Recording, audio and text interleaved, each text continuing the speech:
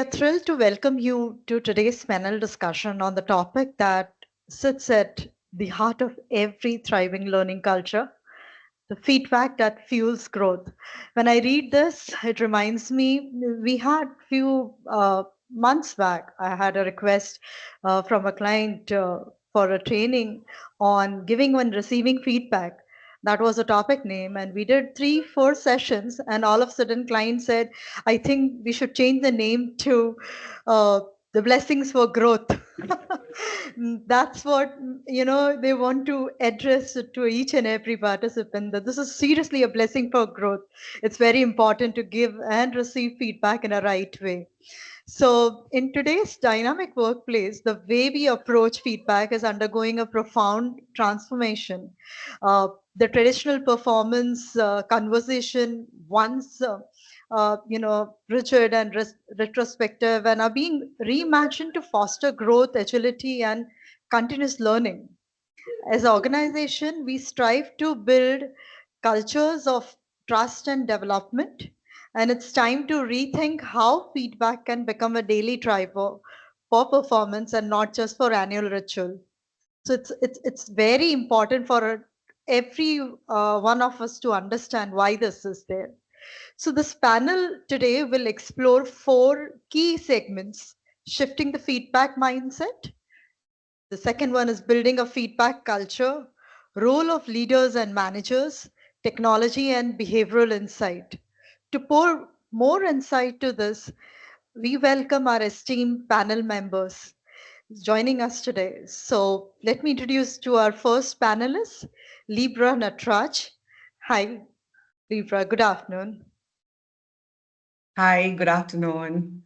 Yeah. So, with over 5 years of experience in designing and delivering high impact learning programs, Libra has empowered more than 600 learners annually through behavioral communication and onboarding initiatives. She is certified Dale Carnegie training, the trainer, and high impact presentation professional, and also brings expertise as a Cambridge Vertis voice and accent trainer. Libra blends creativity, structure, and deep commitment to helping people grow, and we are honored to have her insight on redefining performance and conversation today. Looking forward to hear you, Libra, soon. Sure. Delighted. Most delighted to share my thoughts and even listen to others. They come in with rich experience, so waiting to listen to them as well. Absolutely.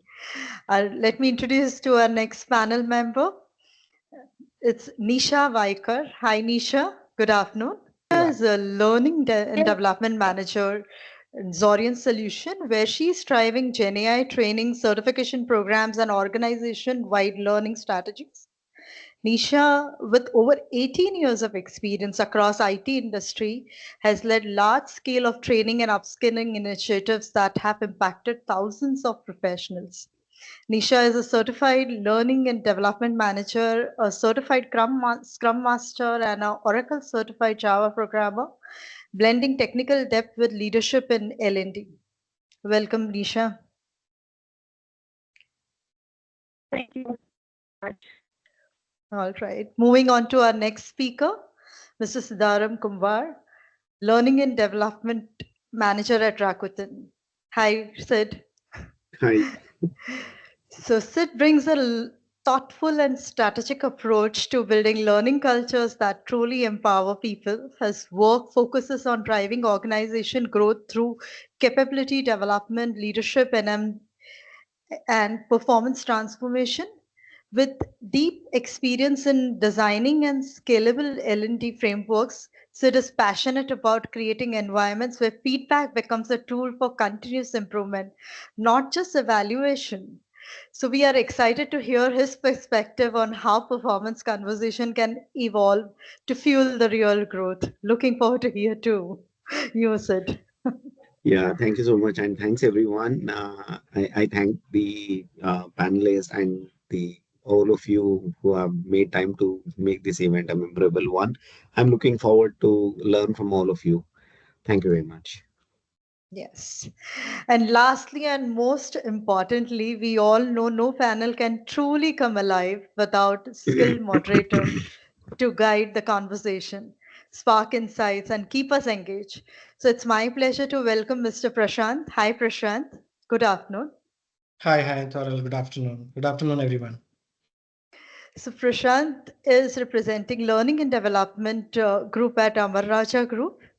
He has completed postgraduate in psychology, HRD, and OB specialization. He is an experienced L&D and OD professional with strong focus on how human behavior drives organizational success. Prashant has led strategic HR and change management initiative, helping teams to grow through data-driven and people-centered solutions. At Amar Raja, he oversees the learning and development across the organization, building a culture of growth and transformation. So here we have all our panelists, and without wasting a single minute, I'll pass on the baton to Prashant. Prashant, you can take it ahead from here. Thank you. Thank you, Thoril. Good afternoon, everyone. A very warm welcome for today's panel discussion on feedback that fuels growth, redefining performance conversation in learning and development. And I'll be the moderator this afternoon as we explore how feedback can become a true catalyst for learning, growth, and making connection in this modern workplace. So we are going through a time where organizations are looking or striving for agility and culture of trust and rethinking how feedback can be more critically considered and not just an annual ritual but a daily practice which can empower people and growth. So today our goal is to dwell into how L&D professionals or L&D leaders can transform our feedback into a tool of daily performance, motivation, and development. The first segment is shifting the feedback mindset. I would like to start with Sid. Would like to come to you with this kickoff question that how has the role of feedback evolved from a performance management to an employee development aspect? So would like to understand your thoughts, Sid, on this. Prashant, thanks so much. Well, um, it's been a drastic shift from traditional performance management to employee development. Uh, a few things. The purpose of the traditional approach was more on evaluating the performance of an employee against the set goals. And it was related to the compensation, or more, many a times it was more of a top down. And the overall tone of the conversation was more identifying the deficits of the employee and then provide a list of things which he has to do, like a doctor prescribes a medicine. Okay. And I do remember because I've been through this particular performance management conversations, right? They were very anxiety inducing activities, right? And I was uh, one of the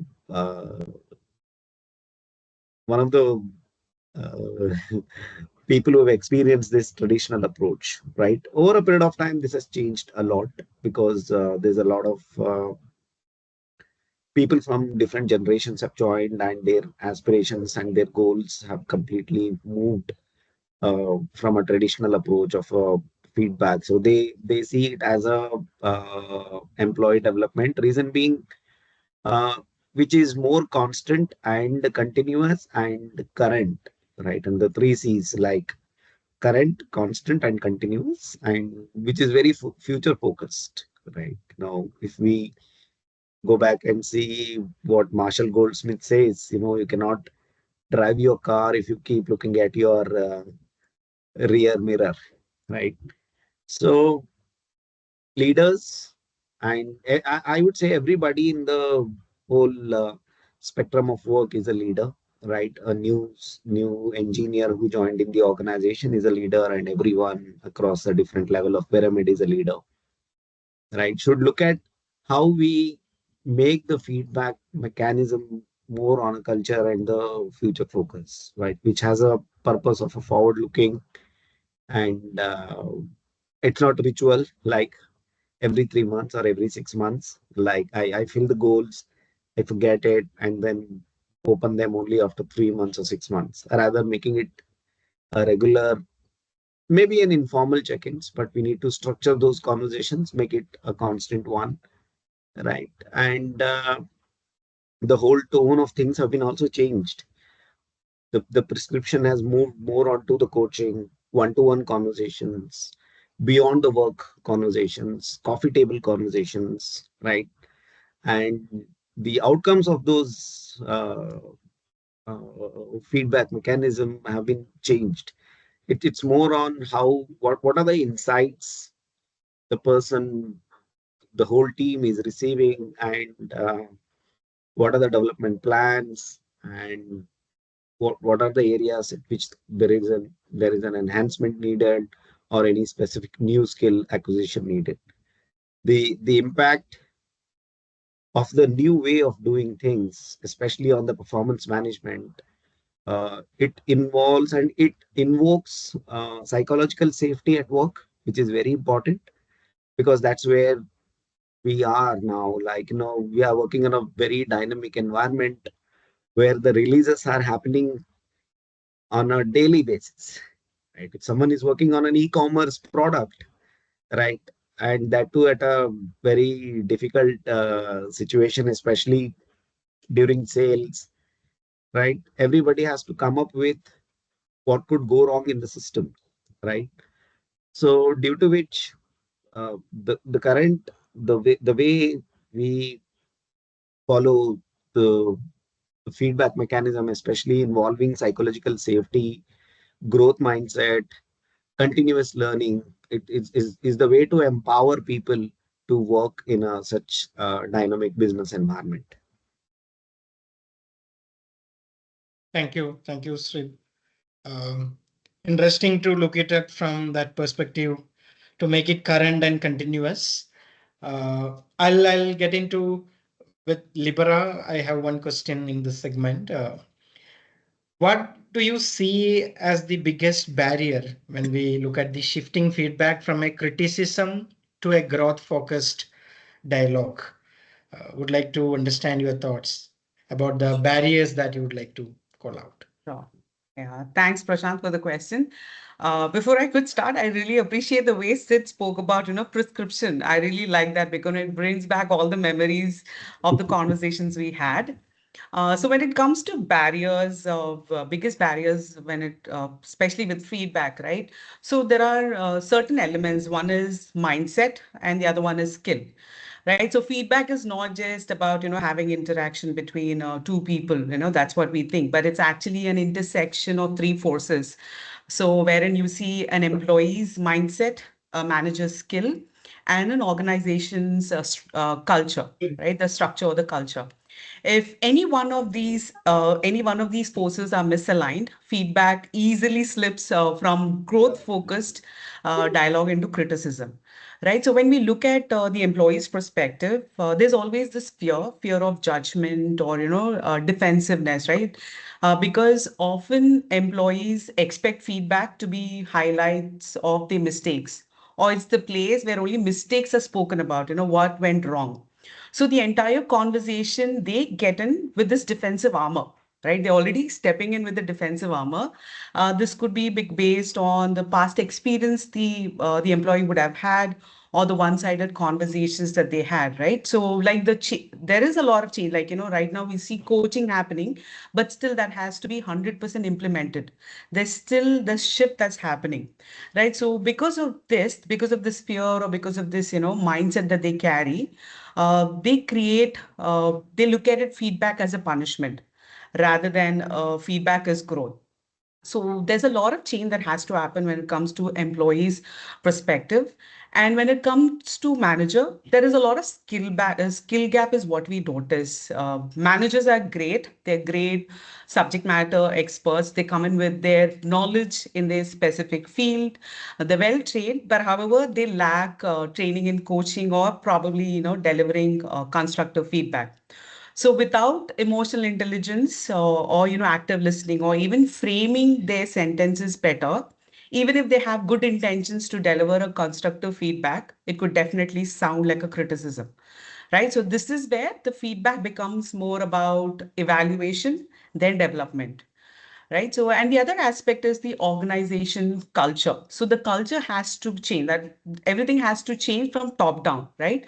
So, we've heard it say, right? Like it's always about the annual or quarterly reviews, right? So organization is always doing either annual or quarterly reviews, making it more rushed because the manager is always looking at the check-in time, right? They need to finish feedback by a particular date, or they look at it backward looking more than forward learning, right? So they look at what have been done rather than focusing on what can we do from now. So it's more of evaluation. That culture has to change. When a culture gets focused more on results rather than learning, so it becomes more of punishment. They look at it as less, the feedback becomes less effective because they look at it as somewhere where there are mistakes that are spoken about rather than areas of development.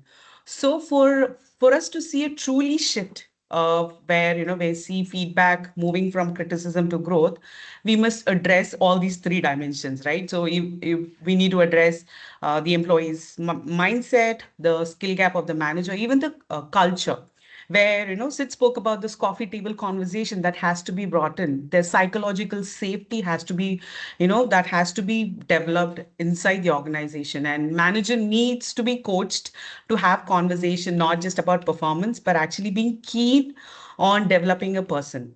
So that's when it happens, right? You would see that it's a continuous learning, it's forward looking, and then feedback transforms from a verdict. Most of the time we look at it as a verdict. So it moves from a verdict into a catalyst of learning. So that's what I look at it. So that's what I feel. Thank you, Libra. I think it's a well-structured way to look it from a three-dimension. And maybe one dimension, there is a lead question to Nisha. Now, Nisha, how can organizations encourage employees, maybe from an employee perspective, to embrace feedback as an opportunity rather than a threat, as we were discussing earlier, than a verdict, than an open discussion. So, how can organization encourage those employees to have that? Thank you, Prashant. It is a very great question because generally what happens is whenever employee hear the word feedback, right? It is generally always or most of the time it is associated with judgment, with the criticism, and also at some time it is connected with the career risk. However, it is not always related to the judgment or the criticism. We have majorly three categories of feedback, like positive feedback is there, appreciation is there, constructive feedback is there, right? And goal oriented feedback is also there, which will be action oriented. So, first of all, whenever I feel that whenever we are talking about feedback, so first of all, we need to get into the normalization of that feedback, right? So people should understand that it is a conversation rather than a confrontation, where people are not always confronted for the mistakes, because generally when we talk about the feedback, it is considered as you have done something wrong and here we need to confront it, right? Mm. So we first need to get into normalization, and we need to make sure that it is a part of everyday growth, that whatever we have done, what we can go ahead and get into betterment for the actions, for the efforts, for the any activity, right? Definitely, whenever we are talking about getting it into normalization, the next step, what comes into my mind is, let's treat it as not a deficiency, but it is a way for the development. So, finding the gaps and making it a pathway to get towards the of career growth, also the at individual level, at organization level, that will really help. So the focus must be shifted from the deficiency to the development, definitely from both the ends, the organization as well as from the person for whom the feedback is being given in a positive manner, right? After that, what I think is definitely the feedback should always be in a two-way street, or it should be a two-way conversation, two-way. There should be a bridge, basically. So it should not always flow in a downward direction. When employees are empowered to give feedback to the peers or their managers, definitely it becomes a shared practice rather than just the top down approach or top to down evaluation. It is two way, so definitely it will help to build the trust, to have a good relationship as a peer to peer relationship, and definitely it will bring a good culture of openness, right? um yeah, definitely this is what we have. And also whenever we are giving feedback, generally, as I said, that it is always given as a judgment, or generally feedback is considered that okay, you have done this thing as a wrong, so let's go and fix it, right? We should always have recognition for what is done good.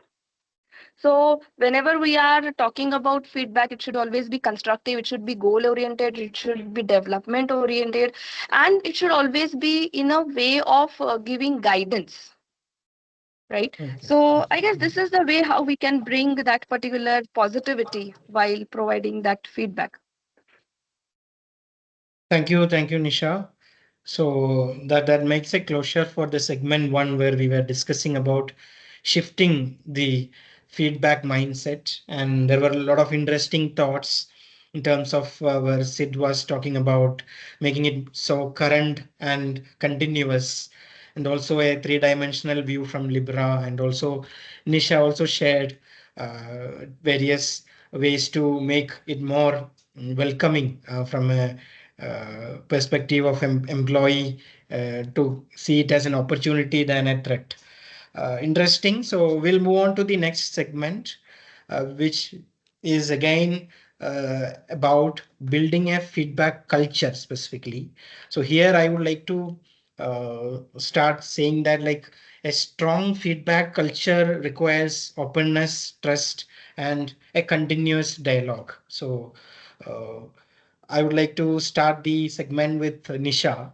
As an L&D professional, how can L&D help build the psychological safety to support the culture of feedback? Would like to understand your thoughts. Definitely. Again, another great question, Prashant. Yeah. So whenever we are talking about feedbacks, right, and we are talking about the psychological safety, as I mentioned in earlier segment, many a times it is taken as a threat for a career. Mhm. So we have to have a shift from and we have to make it possible that the feedback thrives only in the environment where people feel safe, right? That way they will be able to express themselves, they will be able to try new things, they will fall back, or there will be some failure, but there will be a lot of to learn. So when we say we need to bring a safety to support culture of feedback, we need to have that particular openness where the opportunity is provided rather than just the threat is being seen by the employees, right? So when this is required to be done across organization, there is where the learning and development team comes as a powerful enabler. So what we can do with L&D teams help across the organization, or what learning and development team can do is they can shape the mindsets, they can shape the skills and the behaviors where people are also um, psychologically prepared to take the feedback as a positive force for their own growth as well as the organization growth. Because whenever we are talking about opportunities, whenever we are talking about learning new things, which are accommodating also the failures, the try and error, what we can say, the model, right? Definitely there has to be a support. We cannot just keep the people on gunpoint and say that if you succeed, then only you are going to get an opportunity. Definitely that will not work over here, right? Yes, yes. After that, definitely, whenever we are talking about bringing out psychological safety, the leaders play an important role, because the tone for the safety is is required to be set as a priority. Because generally, what happens is, if whenever we are sending something, whenever we say that we are sending something over email, now the text does not have its own tone, right?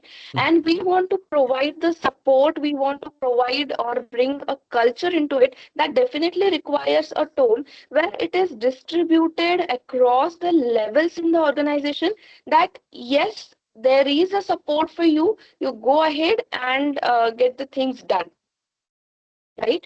So Yes. basically, if managers are reacting harshly to the mistakes, or just keep on dismissing the ideas, that is not going to help for the growth of employee as well as for the organization. So the leaders who are working closely with the employers, they obviously play an important role while developing the model of psychological safety, right? Now, how we are going to get into this is the feedback which we are going to give, right? So it is the basically it's giving feedback is a skill, it is not an instinct, right? So many times it is a fear of giving feedback, so that fear needs to be removed, and LND can normalize that feedback by integrating various tools like situation behavior impact or feel forward techniques, where employees are also feeling safe that okay, if I will give this feedback, I am not highlighted, or I'm not being at a negative side. So that way we can bring a culture of feedback, because as I mentioned already, it needs to be a two way, or rather I would say it, the feedback should be collected at each level. That way we know, or organization will know the growth path about the organization, because organization is being driven by various employees which are working at various levels across the organization.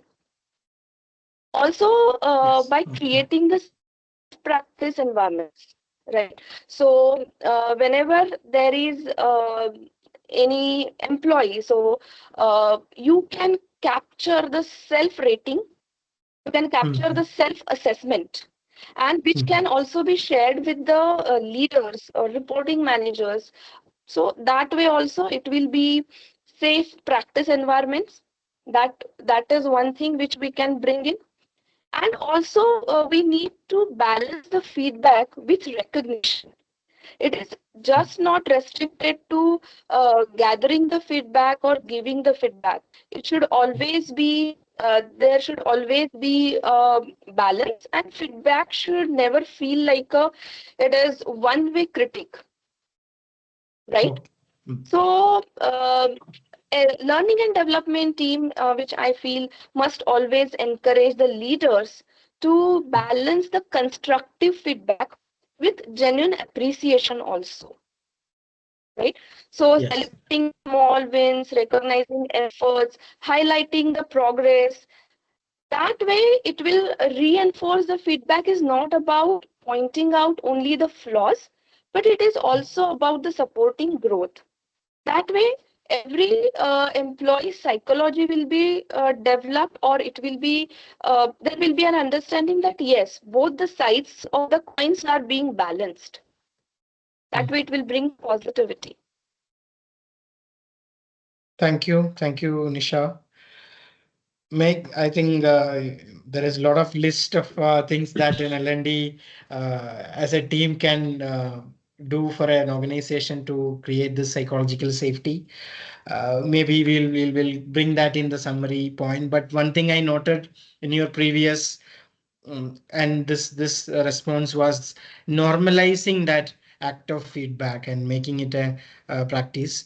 So as a add-on to that, I would like to ask Sid a question that how can organization create systems where peer-to-peer and upward feedback are normalized? So we would like to understand your thoughts on here, Sid. Yeah, thanks, Prashant. I would like to take a cue from Nisha, what she was mentioning about the psychological safety and Mm, creating an environment of the feedback. Right. I'm a proponent of making technology as a key aspect to make sure that all of this could be done. Right.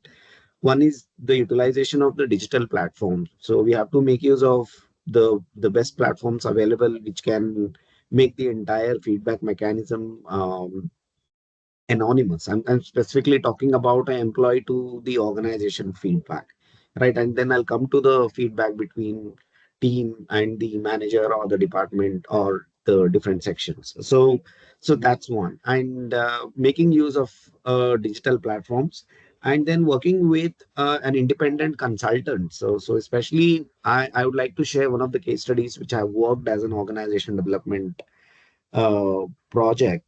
So we wanted to look at, what could be the learnings we can get from the employees who are exiting the organization, right? So if you conduct or take a survey on the last working day of the employee about the organization feedback, and definitely the employee will give you all hunky dory information, right? Because it's full and final settlement and the PF is also waiting. So what basically we did is we started working with an independent consultants. They are completely outsiders, right? And the trust was built with them so that the information which is or the insights which are gathered out of the conversation with the Atrity, right, was captured, and then we were able to figure out what could be the learnings our managers can take, and we went with saying of let the inmates run the asylum, right? L&D did nothing. We didn't give them the training saying that this is what one of the Atrites have told the reason why they have left. As the saying says, it's the people leaves the managers, not the organization, right? So we just gave the insights, and then drastically after 1.5 years of this project was continued, we were not able to see the same reasons what the employees were stated earlier, right? A new Atrites were giving new set of reasons. They were not repeats. So that's how the technology and the trust, and when it is get done by anonymously, can be a great opportunity. That's one. And the other thing is, since we want to create that psychological safety, let's assume that somebody is sending an organization engagement survey, right? And if we send it to an, then we will then if we ask someone to provide your employee ID before you log in and provide a survey, then of course the footprints are marked, right? Given the fact we all are human beings, we always want to be at the greener side and at the positive side of things, because we all have to have EMIs to pay. Uh, we all have to keep our jobs, right? So how do we change that is what matters a lot. The systems or processes are in place. They're really good. And when we try to make it uh, when we make it more trustworthy, that works, right?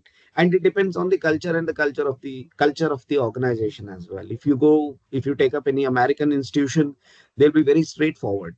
The whole feedback, whether it is employee to a manager or manager to employee, is different. And when you pick someone from Europe, they are very uh, in not very contextual in nature, right? Where you have to tell two good things and then you have to come to the feedback, right? Where somebody needs an improvement area or something. Like All of this is a little systems could be placed, and here training or developing managers, developing leaders plays a crucial role. Right, I have come across where uh, it's easier said and done on the psychological safety unless and until we don't start keeping the processes, systems, and making use of technology is what matters a lot. Otherwise, it just becomes a ritual again, a developmental mode of feedback, which is very traditional in nature. Right?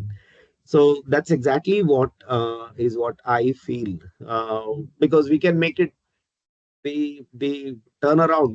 It's not like where the coachings are happening from the millennials to the managers, right? So we can figure out how what best technology we can use to implement the 360-degree reviews. Yeah.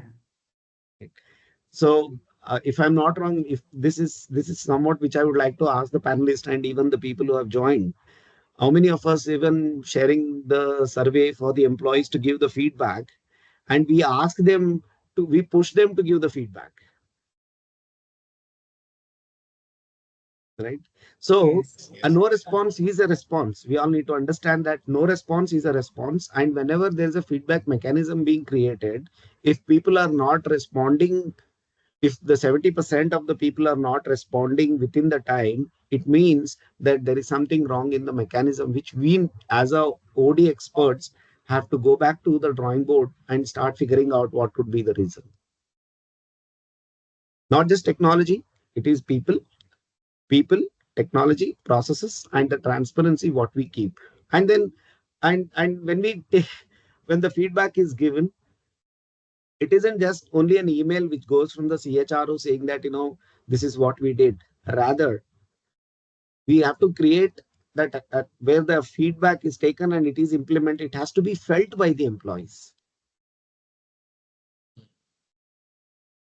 So I would say there is a lot to improve.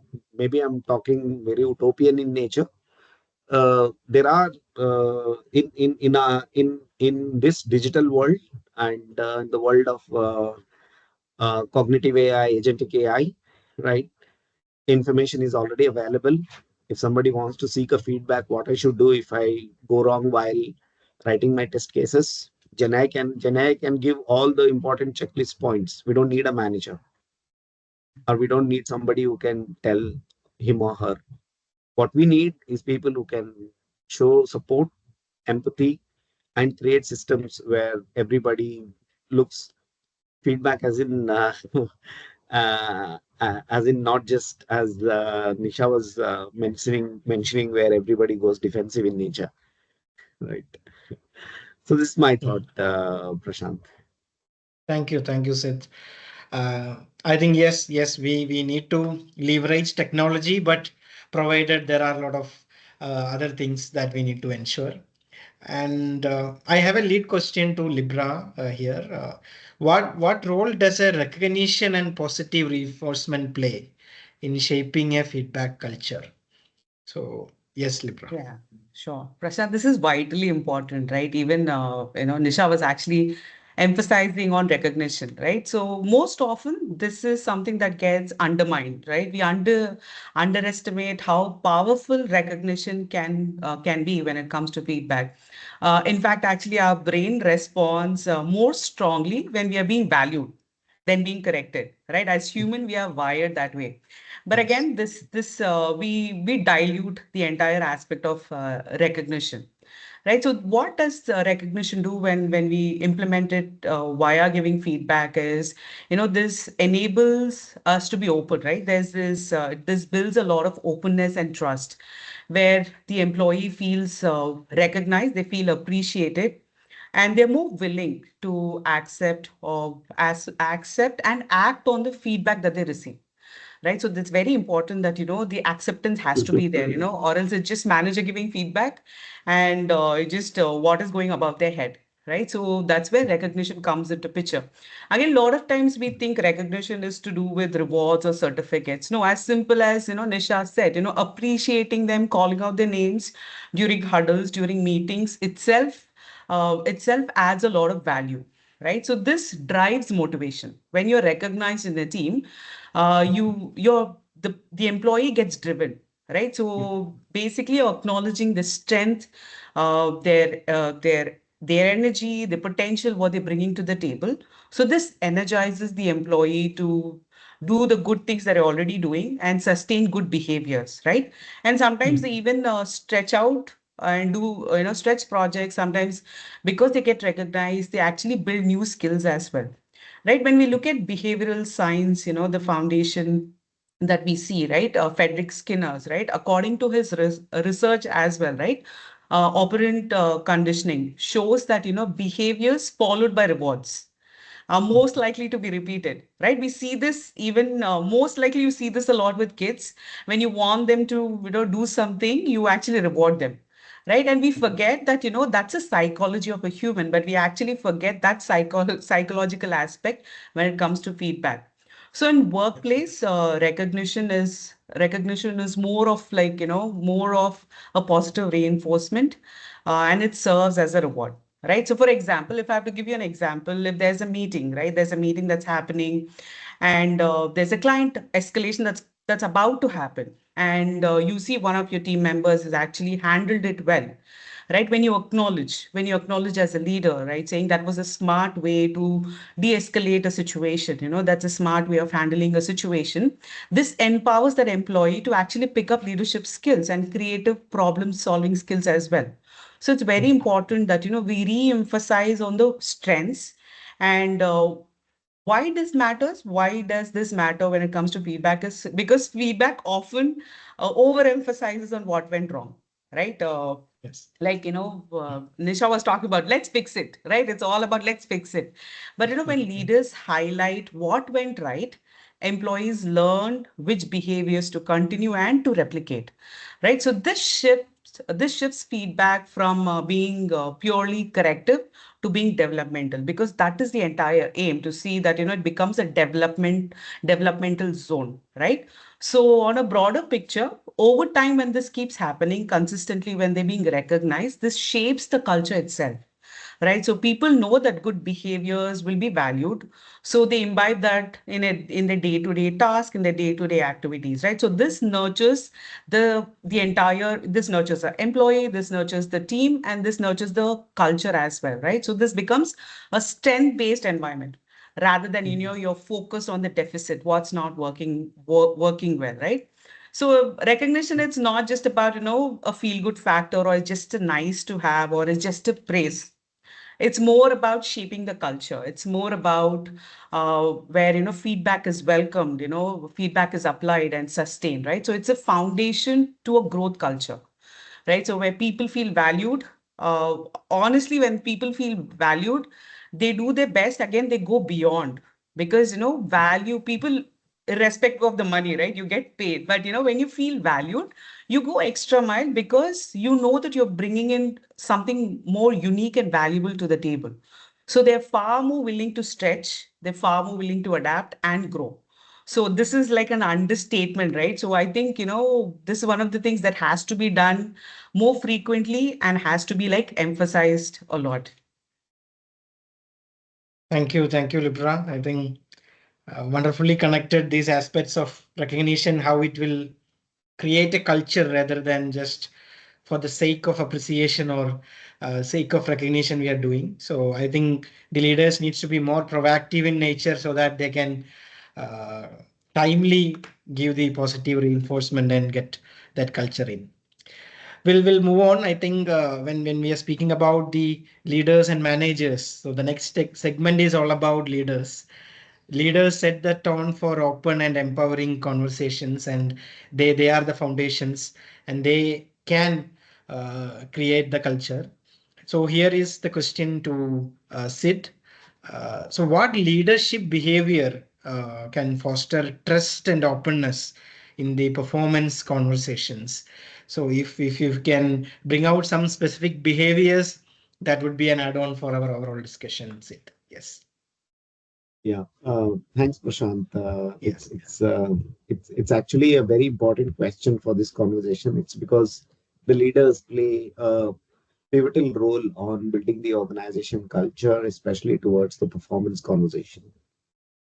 My thought process is that the most important thing is I would like to list down not many, the most important one, three.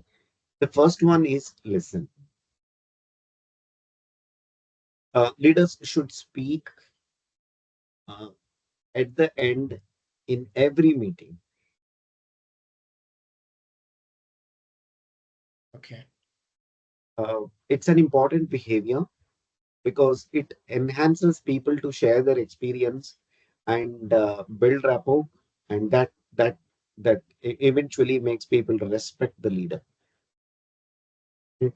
So it's very difficult because the person who moved being a software engineer, and when he or she becomes a product manager or the product manager, it's more likely the person knows what the engineer is making an error due to the time, so the leader interrupts the individual.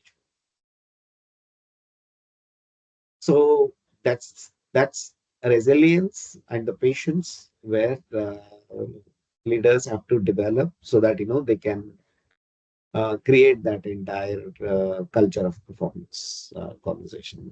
The most important one is listening, then humility. We all are human beings. We make mistakes. We a newborn baby till the end of our life, we make mistakes and we learn, and that's where the most help the new gen and the millennials, the Gen Zs needs. They are too much digitally connected, right? And their learning experiences have been completely changed. Okay, and they don't solicit any feedback from others. Okay? So we have to show that humility and compassion, especially when they go wrong. If we keep writing prescriptions, it's more likely they brand the leader as a prescriptive leader, right? So listen and show that compassion. And the last one is coaching rather than telling. So when somebody needs a help, it's important how do we coach them rather telling them do this, do that. It's more likely becomes more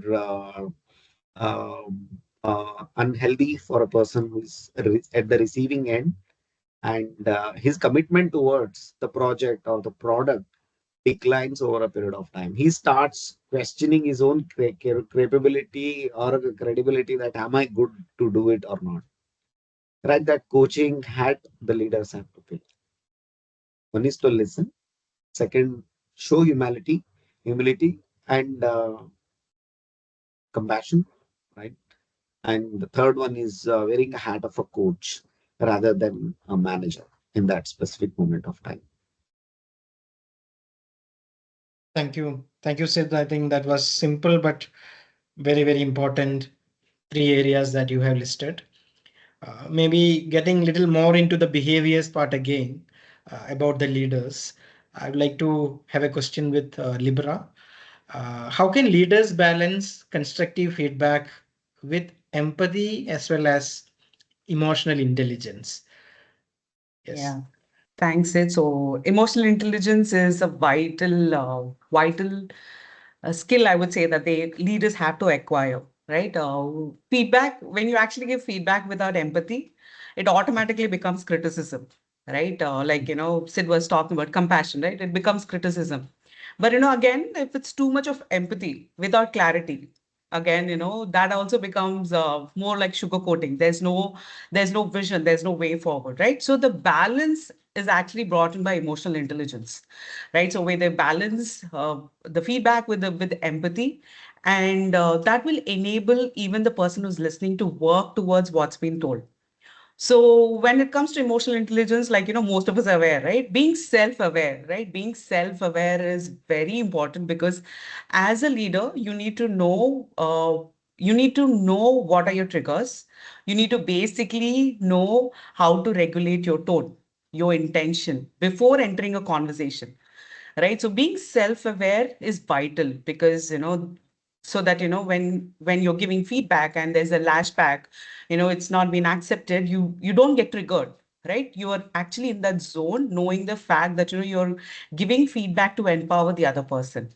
And the other aspect that we can always look at is social awareness, right? Choosing the right time and setting, right? So making sure that feedback is private, it's not in public, right? Recognition can be done in public because that will enable the employee to work towards the good behavior, work towards their strength. However, feedback or developmental areas have to be done in private. So this fosters openness, where the employee is open. They don't feel embarrassed because if it's done in public, definitely you will see that, they're being embarrassed. Again, you would see a, detail, right? They will not work on the feedback. They'll actually go back thinking like, Sid was pointing out, though he was telling in the other element about the leaders, they'll always go back saying, am I even good enough? So we don't want the employee to get there, right? So always making sure that there's empathy when delivering, right? So there's acknowledgement of effort, highlighting especially the areas of growth, so that feedback looks more like supportive, not of corrective, right? So very important to understand that, or else it's just, you're just correcting, but there's no support offered. When you're actually looking at acknowledging the effort and you're giving feedback, you're enabling them and giving them that hand where you're supporting them, right? And Nisha also spoke about the SPI model, right? So that's the simplest tool we can always use, like situation, behavior, impact, to keep the feedback, factual, where you're not personalizing it. A lot of times, there are personal elements that gets drawn into feedback because we are humans, right? We tend to get that. So when we are actually focusing on situation, behavior, and impact, this will enable the other person to understand the situation and work towards what has to be improved, right? The important aspect in all of this would be reflection. Very, very less leaders do this, where they ask the employee, how do they feel? How do they feel? How do they feel about what they have done? What went well and what could have been done better? Before giving feedback, this actually creates a space where the employee reflects. So the moment there's reflection happening, there's introspection happening. And then when the manager builds on top of that, there's a lot of openness. They are listening. They know that, you're actually talking for my growth, right? So I had this opportunity to work under one of the greatest leaders, who actually led by example. So whenever she used to have these conversations, she used to ensure she came into a meeting knowing the fact, asking me, what do you think went well and what can be done better? So automatically, I look at my strength, I look at the areas that I need to improve, and she used to always build a conversation on top of that. So this kind of setup will always encourage a lot of dialogue, right? Nisha said, it's always one-sided. No, we don't want that. It has to be a dialogue where you invite the employees' reflection as well, right? So leaders can always balance feedback with empathy by practicing emotional intelligence, by being self-aware, managing their tone, their triggers, social awareness, how feedback lands. That matters a lot, and intentionally creating a safe space, right? Again, we need to remember, right? A lot of leaders think, right? If you're empathetic or if you're compassionate, maybe the feedback, they might just take it for granted. But let me tell you, empathy doesn't dilute a feedback, right? Sid spoke about, human, right? It humanizes it, right? There's human element. We are people, we are not machines. So emotions are involved. So we need to humanize it.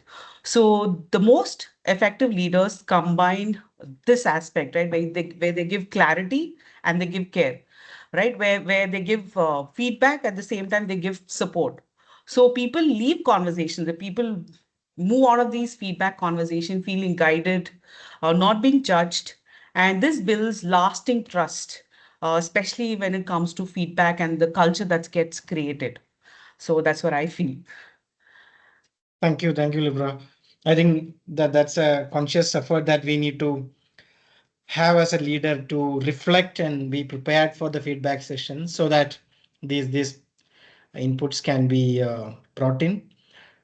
Next, an extension question to Nisha, the same about the leaders. So, how do you align leadership feedback practices with the larger organizational goals? So, like, it's always there is something we are chasing in an Right. organization. So, how we can align both these feedback practices along with the organizational goals? Right, right. A good question, Pratap, again.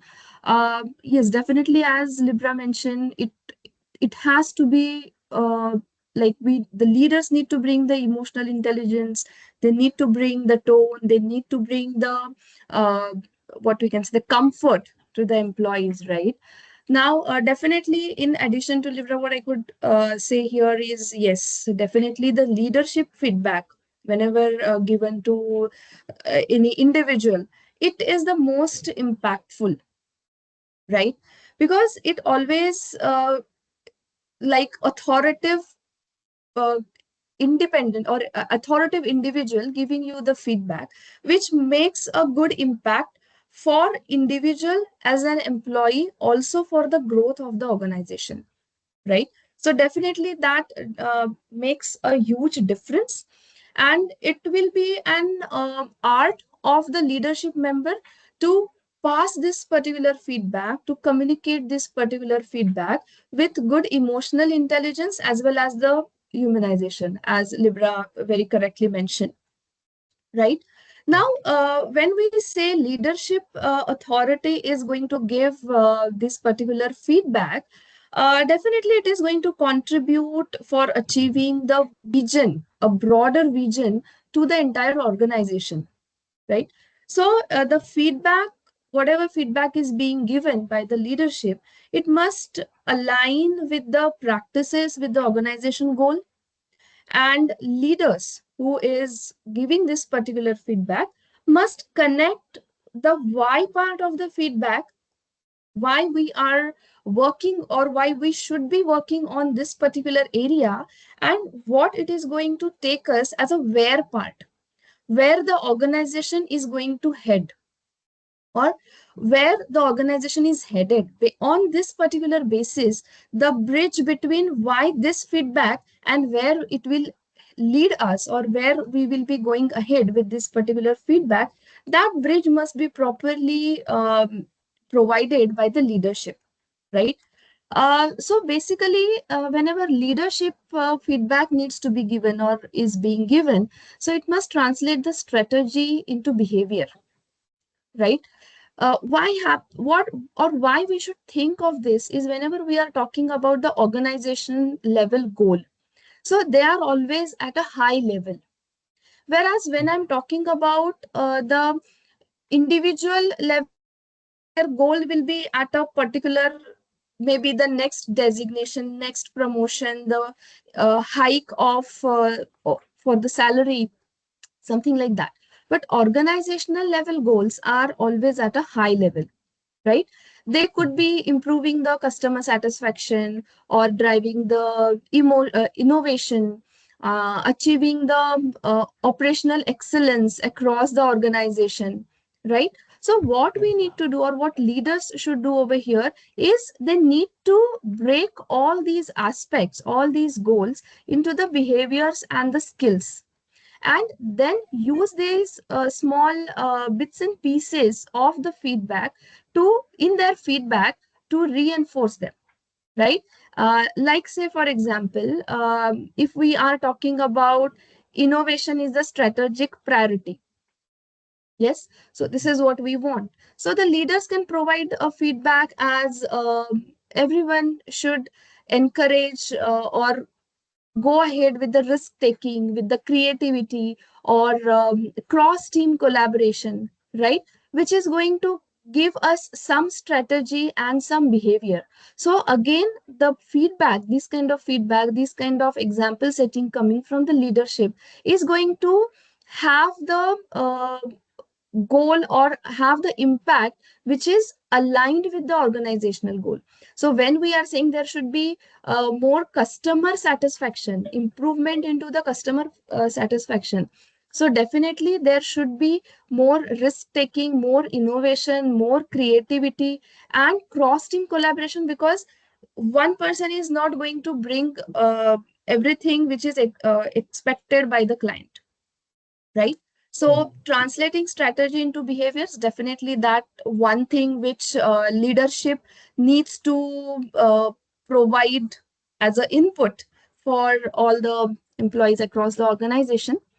Also, when we are talking about core values and competencies, so when the leaders are delivering the feedback tied to the values of organization, so employees also see the direct link between their work and company's identity or where the organization heads, right? So that bridge is always there, which will be set by the leadership, right? And after that, definitely the future focused feedback, as I guess Sid had mentioned it in the first segment, the feedback which will be given is always a future, or should be always a future focused feedback. So that also is going to tell the employee that where the growth is, because when we are talking about the organization level aspects or organization level growth, the growth is definitely dependent on the individual level growth as well. So like say for example, when we are saying there is a digital transformation which is required as per the today's industry trend, right? So the leaders should communicate this to all the employees across organization that yes, now we need to emphasize building the digital skills, agility, adaptability, or now AI is everywhere, right? So there has to be the culture of AI that needs to be brought, but this feedback needs to be given because this is the goal of organization, right? So this these type of points which are being passed on from the leadership, which are more focused on the growth, which are more focused on the future, which are more focused on the where we are heading, that definitely will bring a quality, what we can say, uh, the impact while giving that particular feedback. Thank you, Nisha. I think Yeah. a lot of interesting thoughts, like how to convert this strategy into behavioral aspects, and also to connect the core values to competencies.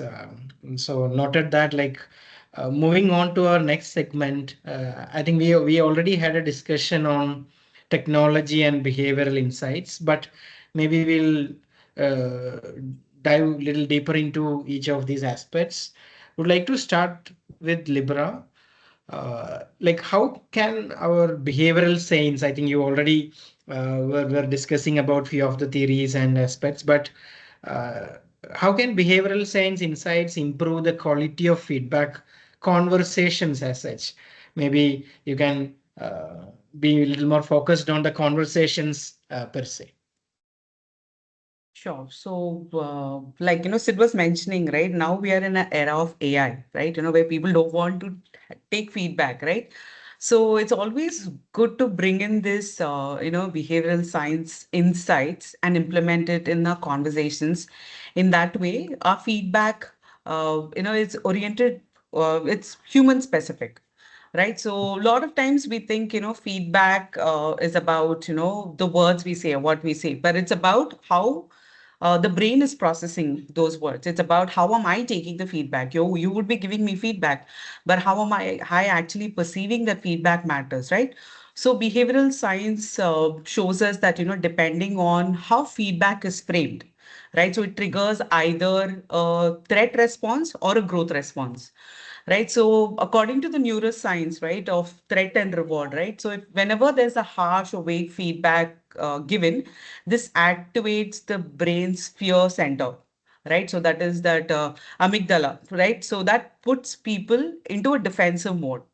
right? Mm. So very important for us to understand that, feedback is towards growth focused, where it's specific and it's supportive, where, there are actionable details given out so that, knowing that, the employee will go back and work on it, right? Reward system is one of the greatest ways to implement when it comes to, working with behavioral sciences. How do we implement it, right? So this will enable people to be motivated to improve, right? End of it, we need to see that, feedback is worked upon, not just it's like, you give out feedback and nothing has been implemented, right? Mm. For example, right, if there's a client's call, right, there is a client's call, right, and then, things didn't go well. Rather than manager actually talking about, you're not good at it, uh, rather than just saying that, this is a skill you do not have, if they can actually go about telling, I can actually see you building confidence while having client calls, this will signal growth. This will enable the employee to work towards this particular aspect, right? And we can never undermine positive reinforcement, right? Like I already spoke about, Frederick Skinner's method, right? Where, rewards, uh, whenever you reward, the desired behaviors are repeated. So when Mm. you want to see the repetition of a certain aspect or certain behaviors, it has to be rewarded. Make sure that, it's been recognized, right? So just calling out the fact that, if there's a deck has been done, just calling out the fact that, you put in a lot of effort. I can actually see you put in an effort. You really want them to improve, but you can always tell them, maybe next time you can come to me and I will actually, we can actually see how the deck is before we could present to the client. So this will enable the psychological safety as well. That is also a very important key aspect to remember, right? So when people learn and innovate only when they feel safe, right? Only when they feel safe, especially from punishment for mistakes. So we need to always ensure that feedback conversations are not directed towards what's not going right. It's even looking at what can be done better. So this will position mistakes as learning opportunities, right? They don't look at it as failures, right? So this shifts the mindset about shifts the mindset from don't fail to keep moving, because end of it we need to keep moving, keep growing, keep learning, right? And important aspect that we need to remember is biases, cognitive biases, right? Feedback often gets skewed between when biases come into picture, right? Especially, halo effect, where, you're only highlighting one element that overshadows everything else. So making sure that there is no bias, very important for a leader to understand that, there's no bias. So this will ensure that the feedback is fair, feedback is, constructive, and it's fact based. Again, growth mindset, that's where we want the entire feedback to land at, right? Not at fixed judgmental mindset, growth mindset, right? So very important that, people always thrive when feedback is framed in the developmental area rather than just being fixed, right? Fixed or judgmental area. So just saying you're developing the skill, encourage just saying that fact, yeah, I see that you put an effort, or you see that, you're actually developing this particular skill. This will encourage the employee to move forward. So they know that, you're not good at this. Whenever you say you're not good at this, it shuts the person off. So making sure that, there's emphasis given on the development areas, not just on things not going well. So whenever we apply behavioral science to feedback, right, we're not just making conversation nicer or making conversation, smoother. It's about putting in an effort. It's about turning feedback from ideally being criticized or judgmental into, navigating towards growth. That's what we do when we actually imbibe all of these, behaviors, all of these research that's been done. If you can imbibe that, that will enable people to move towards growth rather than just looking at criticism or judgmental. Yes, yes. Thank you, Libra. I think this all these discussions will narrow down to that conversation itself. So I think that's where we need to apply and see these aspects. But the point on the cognitive biases which the managers tend to have while giving feedback, I think that's one important point to be noted. Yes, there is another question to Nisha, the last question. It's on technology. I think in the first segment, Sid touched upon different aspects of platforms or systems that we need to have. But Right. here it is like, how can technology platforms enable continuous, timely, and relevant feedback? This is to Okay. Nisha. Right, right. Thanks, Pratap, for the question. Yeah, definitely. As we have been discussing that the feedback, how should be the tone of the feedback, what should be the way of providing feedback, like positive, constructive, supportive, right? And also, who will be giving the feedback, like manager, the leadership, everything is discussed about.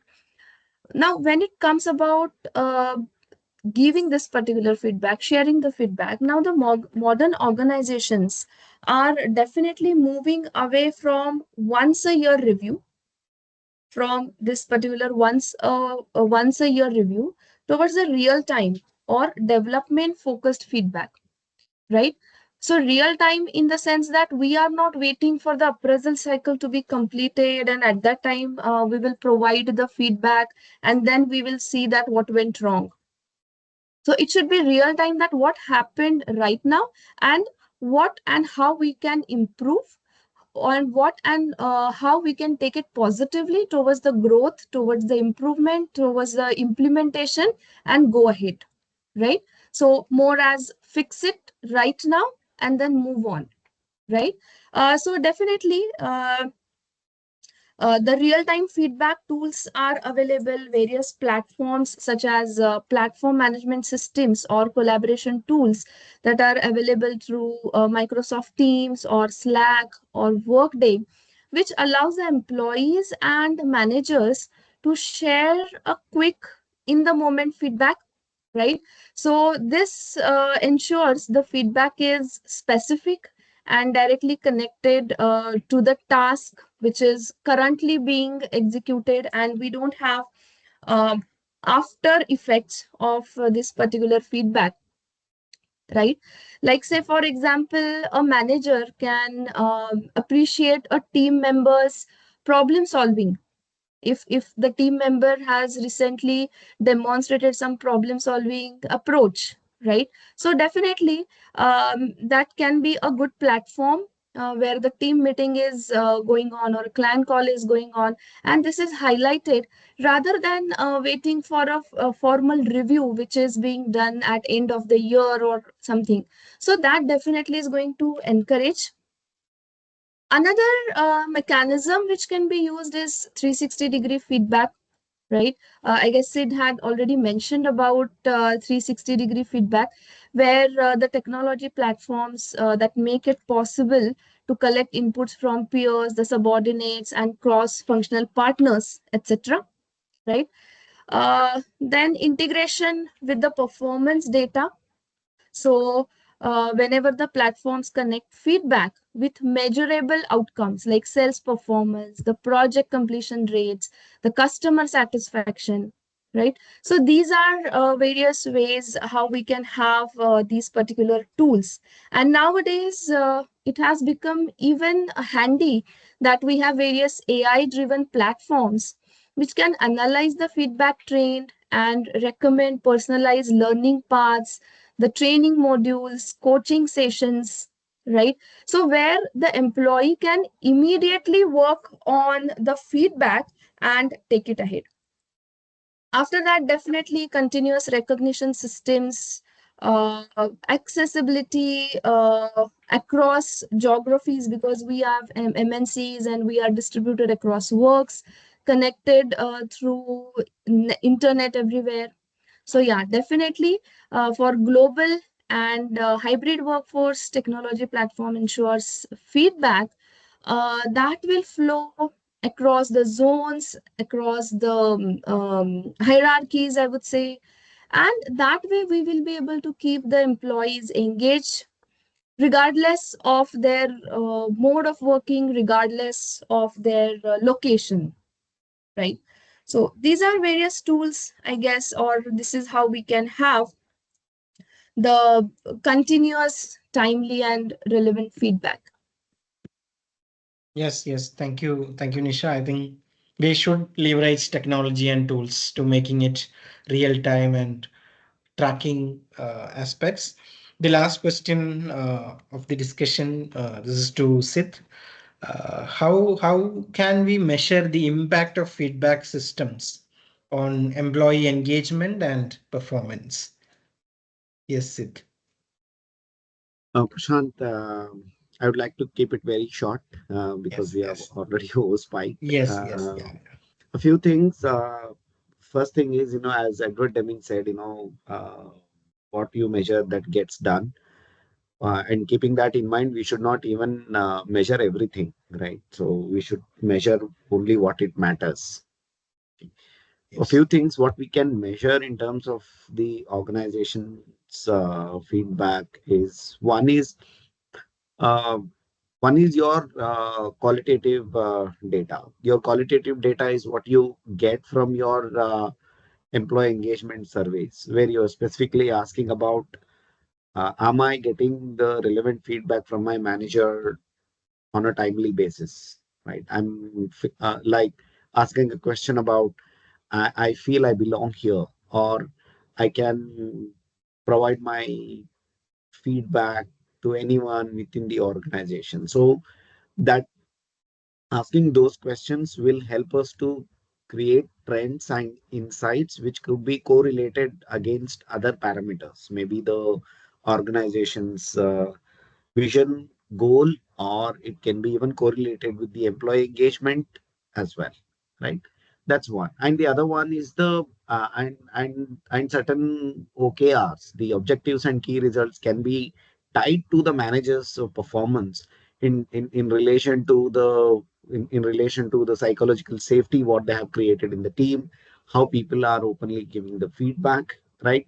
And that should even correlate to the department's performance and even the performance at the board level, right? And then, as I said, your exit interviews, right, are always one of the best ways of getting the qualitative and the quantitative feedback, where you have to build a lot of a strength of trust is required.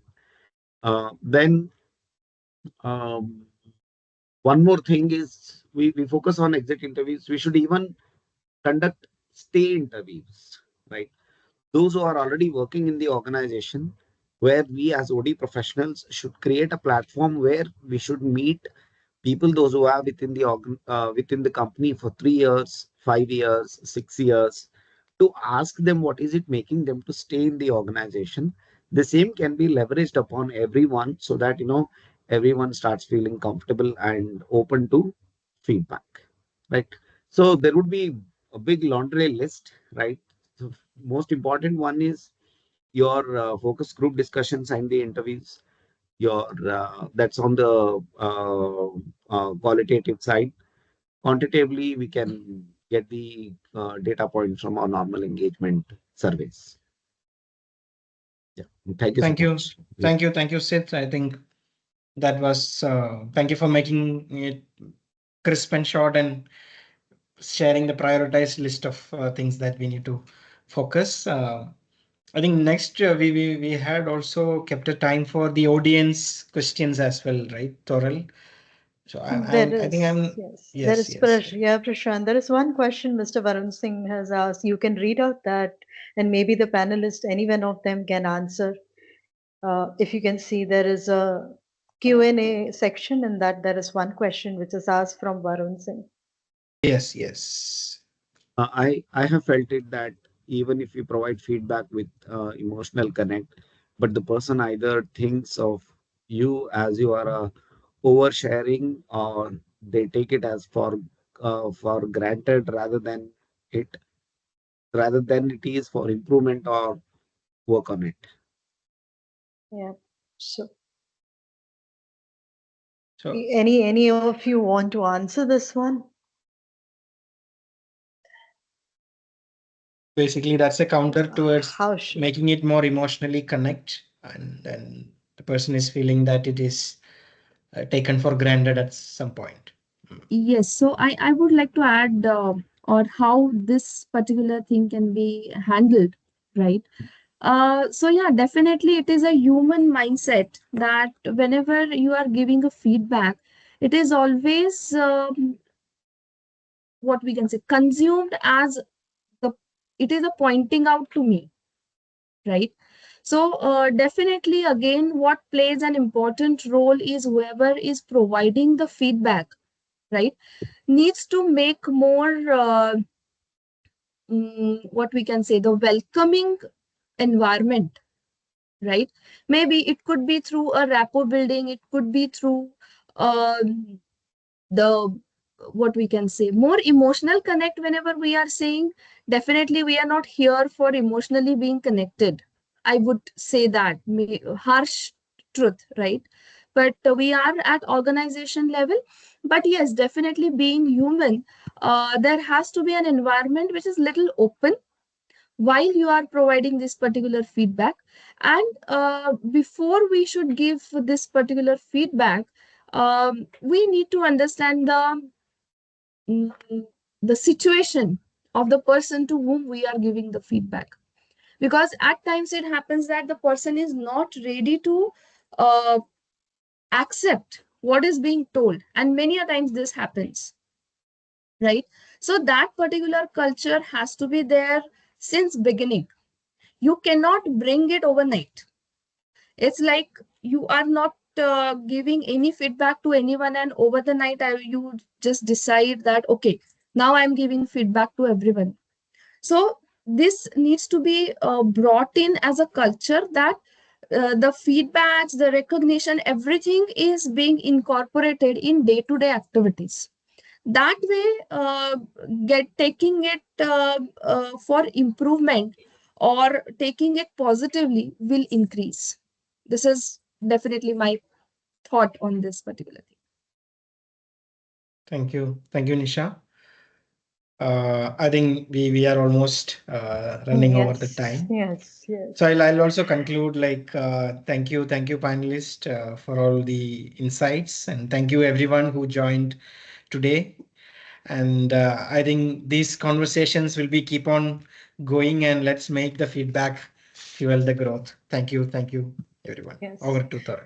Thank you. Thank you so much for being part of today's powerful conversation on feedback that fuels the growth. It has been amazing session, I would say, exploring how performance conversation and can evolve into a meaningful growth driven dialogues. There were a lot of new things which we heard during the conversation, a lot of food for thought, and I feel we everybody you should try implementing and share it as a use case so that it can be worked upon on at different levels at in different organizations. So thank you once again to our incredible panelists, Libra, Nisha, Sid, and for sharing the insights, the stories, strategies.